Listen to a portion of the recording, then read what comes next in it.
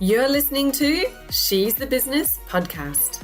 It's no secret that to have success in business, you need to know who your ideal client is so that you can tailor your marketing to them. But why are there so many businesses out there who are working with clients that are not their ideal client, that are probably far from it? Well, in today's episode, we're going to talk exactly about this and why you may have been sent down the garden path the wrong way when defining your ideal client profile.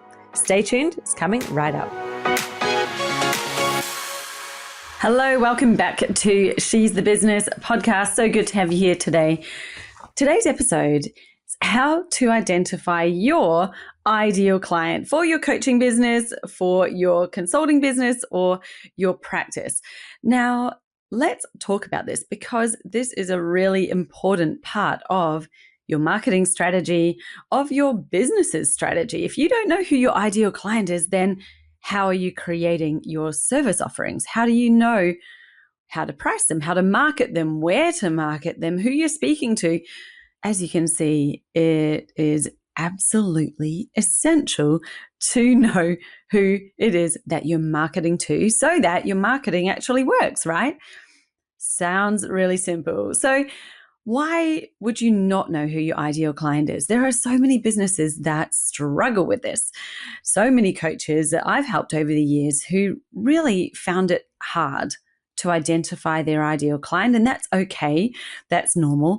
I did a Google search this morning because I thought, well, let's see what Google says. Let's go and do what people are probably doing. If you don't know who your ideal client is, maybe you've turned to Google. Maybe you're now asking your AI, but essentially it's the same thing. It's going to go through the information that exists on the internet. So what advice is actually out there? Let's see what people are consuming and the guidance that you've been given from the internet.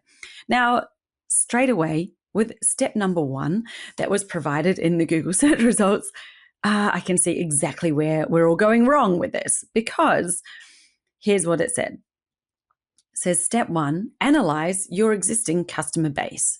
I'm just going to say big fat no to that. That is probably the worst thing that you could possibly do as you're starting. Why?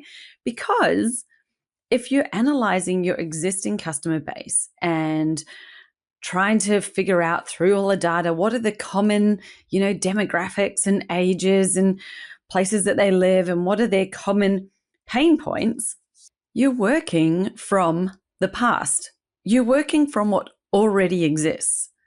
And your view and your vision and what you create is therefore going to be a version of that. It's going to be a version of what already exists. Now, if you're here today saying, well, I don't know who my ideal client is, I'm confused, then how would the answer be in something that is already in the past, that you've already experienced and known? Because trust me, if one of your past clients was your ideal client, you would know it. You'd be like, oh my goodness, if I could have 100 of them, I would be absolutely happy, right? That may or may not have happened, but trust me, trying to generalize, combine the data from your past clients to create a profile is a really long way to spend a lot of time with a useless outcome, because it's going to give you then a very generic, very broad, very unspecific outcome. Because if you don't know your ideal client, more than likely you have been working with many different clients. And this is the challenge that a lot of my clients tell me. They're like, oh, but I have so many different types of clients I work with. I'm like, great, you can. That doesn't mean that they're all your ideal client. Just because they have bought from you in the past does not automatically make them ideal for you. Your ideal client does not equal someone who will pay me. Okay. And that is what the advice on Google seems to be telling you to do. It's not finding who is your ideal client. It's telling you how to find someone who will pay me. Now, you might think, well, that sounds amazing. I want someone who will pay me. Yeah, maybe that does sound amazing on the surface. When you first hear that, you think that's what I want, surely. But let's go into the detail and the depth of this. Your ideal client is far different from someone who will pay me? And in what way? Let's look at the differences. Someone who will pay you is someone who, A, may be in desperate need right now. They might have spotted you, go, yes, I'm going to buy that, and then turned into the nightmare client. They might have turned into your most high maintenance, difficult to deal with, complaining, uncommitted person, unresponsive. How many times have you had to chase clients because they're not doing the things they need to do? How many times have you felt like we're on different planets here? I'm trying to help this person and they are just not taking the steps. They're not taking the actions. They're not doing what they need to do because, there is a partnership here. We're all involved in this process together. That is not an ideal client, right? Because think about what is the opposite of that. Imagine if your clients not only pay you, that's like a prerequisite because otherwise they're not a client. They are a beneficiary of a charity if they haven't paid, right? So yes, they've paid you, but they're also really committed to what it is that you're doing. They are invested in it. They're invested in getting a great outcome. They're respectful. They show up. They are pleasant to deal with. They are probably low maintenance, low complaining. And why would that be? What makes somebody a high complainer versus a low complainer, or high maintenance versus low maintenance? It is about fit, right? Because somebody could be a high complainer in one area and a low complainer in another. Well, it's probably because of a better fit for them, a better fit for their personality, for what they're looking for their expectations, for the outcome. And so when you understand who your ideal client is, it is the client that fits best for you. You may not have met them yet. So trying to figure out or create a profile based on the past, based on your existing clientele or past clientele, is only getting you one little perspective of the total opportunity that's out there. You may not have met your ideal client yet. So I'm not saying discount the past clients. Sure, have a look back through the people who you've worked with. Ask yourself these questions instead. Who was a dream client to work with? Who did I really enjoy working with? As in, I enjoyed all of it. Who showed up? Who did the work? Who was easy? Who was a really profitable client for me? Like, what? Maybe you found one. Maybe you found a person. Maybe you found a few of them. If there were a few, you can now look for similarities between them. But just know that they are not the sum total of it all because they're in the past. There are a whole lot of people who have never purchased from you before, who maybe haven't because you haven't been marketing to them. And they could be your absolute ideal client. They just haven't been in your world yet because you haven't been speaking to them. So yes, there is a chicken and the egg, which means that I want you to use your imagination. You've got to step out from what has been from the past. Take some of it into account if it is relevant, if it is useful to you. By all means, if your clients have been like, a bit meh, or they've been fine, but, they're not blowing my mind, I don't feel inspired by it, actually, they have been quite high maintenance and hard work, then don't use any of that data because you don't want to create more of that, right? We don't want to attract more of that. You want to attract in the ones that are going to help you have the right sort of business that's fulfilling for you, that's exciting, that's inspiring, that enables you to deliver your highest value. There's nothing worse than attracting clients who want something that's your, lowest value offerings, that are the things that you're like, well, that's what I do, but that's really basic. I can do so much more to help you. And they're just not even ready for it. They're not in the zone for it. They can't see it or they don't value it.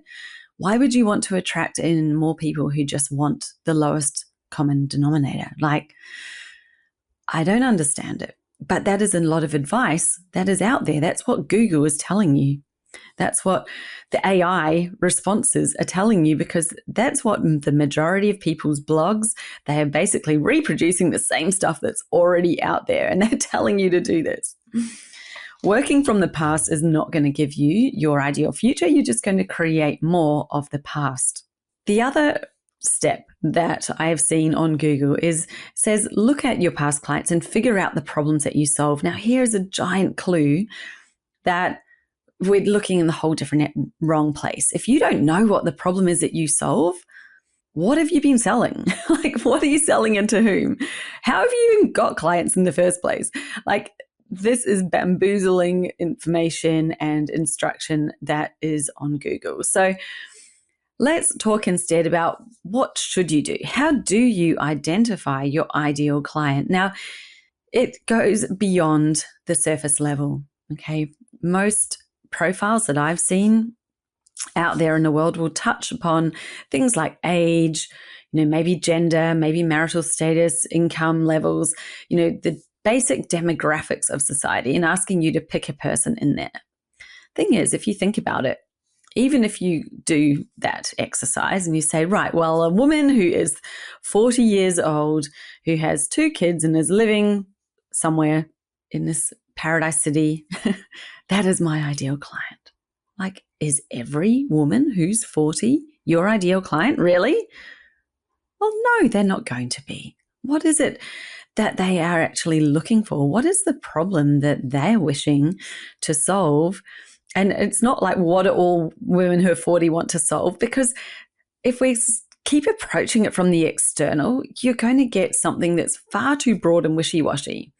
The reason why most people have a problem with this, why most people struggle to identify their ideal client, is because they're trying to incorporate so much stuff into it. It's like, that's not one person, that's a whole crowd. Like, that's a whole team. That's an entire segment of the population. You're not clear on your ideal client because you actually haven't drilled down into a person. And more specifically, not just a person or a market. We want to look at it from the place where you are, right? Your corner of the internet, your niche, and beyond your niche, what we call in Business Jam, your expert zone. Now, your expert zone partially is made up out of what it is that you do specifically, but the part that is absolutely connected to that, cannot be disconnected, is who you do it for, right? We don't have a what you do on its own, and then now I'm going to just do that for thousands of all these different people with all different needs. That's not a specific positioning in the market. That's definitely not an expert zone. That's broad still. So what you do and who you do it for are connected. They are connected together in this beautiful tango. And when you define that from both aspects, and then we always add a third layer in Business Jam, but let's just think about the 2 first, because a lot of people get this wrong, by the way. I have spoken to so many, even very successful coaches, people who are, making multiple 6 and even 7 figures. And a lot of them think they just need to be specific about one thing, either what they do or who they help, and have the other one a little bit broad and loose and wishy-washy. You can, but you're never going to get to the level that you could get to reach your potential unless you get specific about both. And ever since the, COVID's happened, every year we've had more and more and more people entering the online space. There are more people looking for help. There are more people providing help. And the broader you are and less specific, the more you're hidden in the market, because you can't stand out if you're not clear. If you have no sharp outline, you can't be seen, right? We need to be clear and specific. So what do I do when I'm looking to identify my ideal client? Well, first of all, I ask myself questions such as, who would be a person, or what would it look like if I had a client who was absolutely the right person to work with me? What type of person would they be? What sort of traits would they have? How would they look to work? What are their values? What are their perspectives? Start from the actual person and the person who they are being.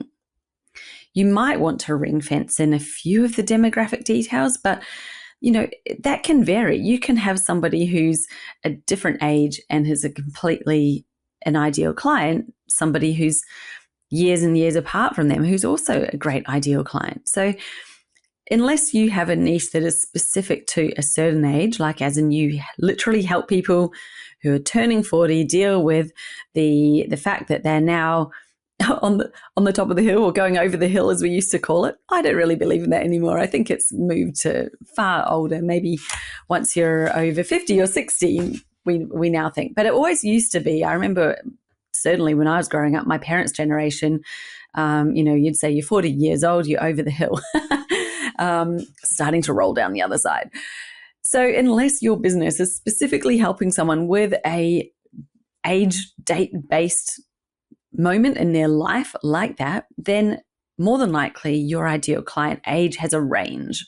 More than likely, quite a few of those things have a range, right? You might also think they need to be earning a certain amount in order to be your ideal client. Well, who says?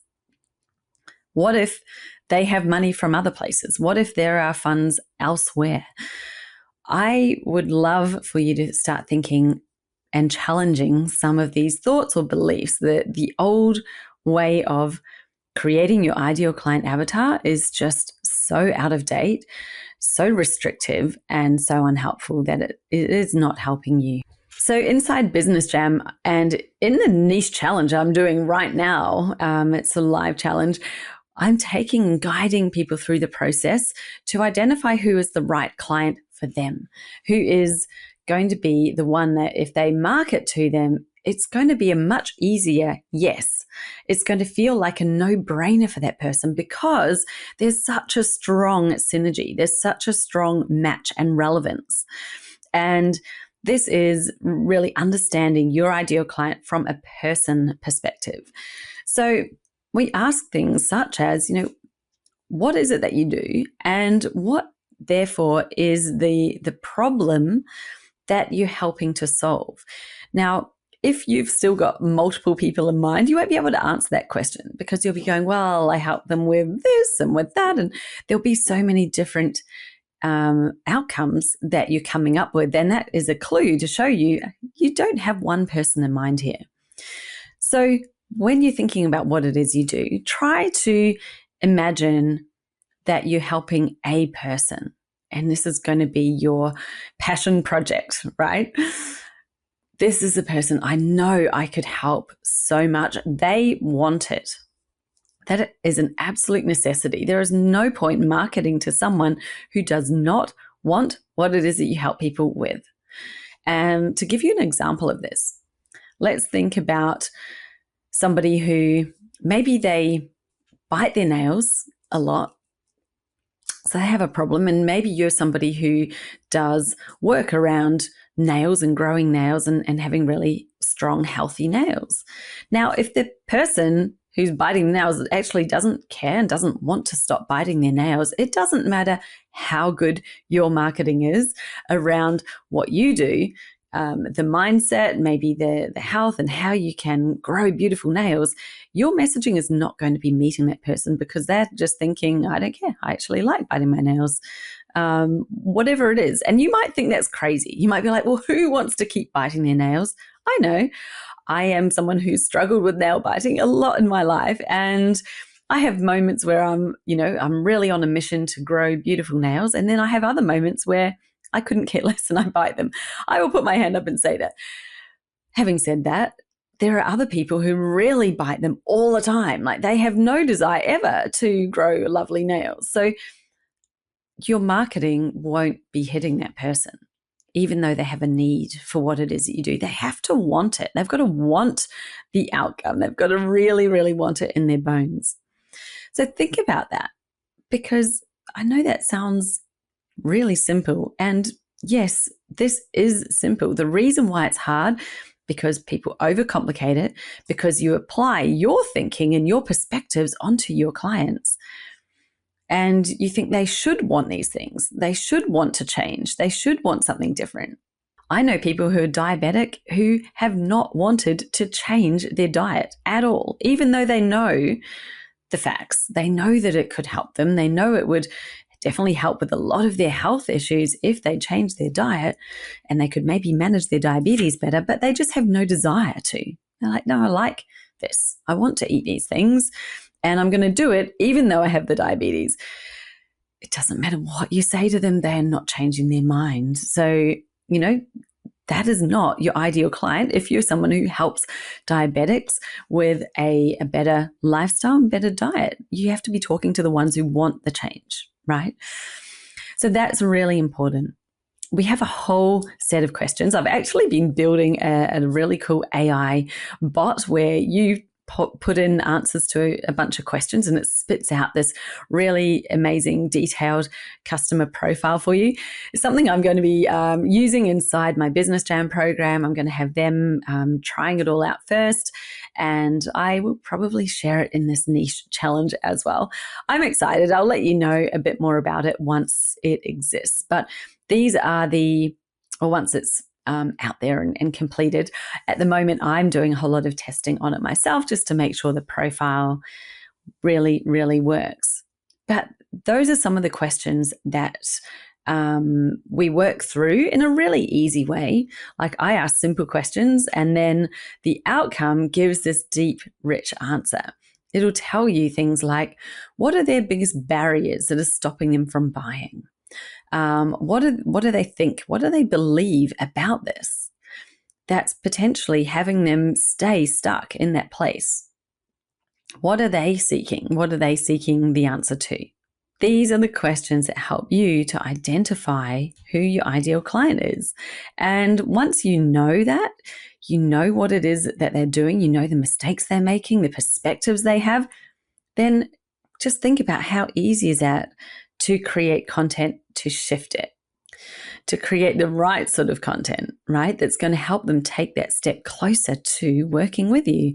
It's impossible to do it if you don't have the depth of understanding of the world that this person is living in right now, what they're battling with, what they believe to be true, what they're telling themselves, the stories that they tell themselves. That we need to know this. This is the stuff that goes into your marketing. It's almost the same as what we're putting out, right? And that's why, please, if we still were not convinced, please don't go and Google, how do I find my ideal client, and follow any of the nonsense that you're finding on there, because your past clients are not the sum total of your future ideal client. There may be some clues in there. There may definitely be a few patterns you can pull out and use, which would be fantastic. But it's okay if you think none of them are my ideal client. I actually haven't met them yet. You can still figure out who your ideal client is. You do not need that previous experience with someone in order to define it. And the more that you do attach to the past, then really the more that you're just calling in more of that in the future. And that is the real danger that most people are experiencing. The reason why they keep having the same result, because they're creating from that same place. They're creating from the past. So I hope you found today's episode interesting and potentially sparking a few new thoughts and ideas in your mind about how you're approaching your ideal client. How do you create an avatar? It is about getting inside their heads. And that is the place where you create your content from, where you create your offers from, and all of these things connect and integrate together so that you've got the right offer, you're talking about it in the right way to the right person. It's a no-brainer. That's what the no-brainer means. It's impossible to have a no-brainer if we haven't integrated these things together. So enjoy the rest of your week. I hope you've enjoyed today's episode, and I will speak to you soon. Bye for now.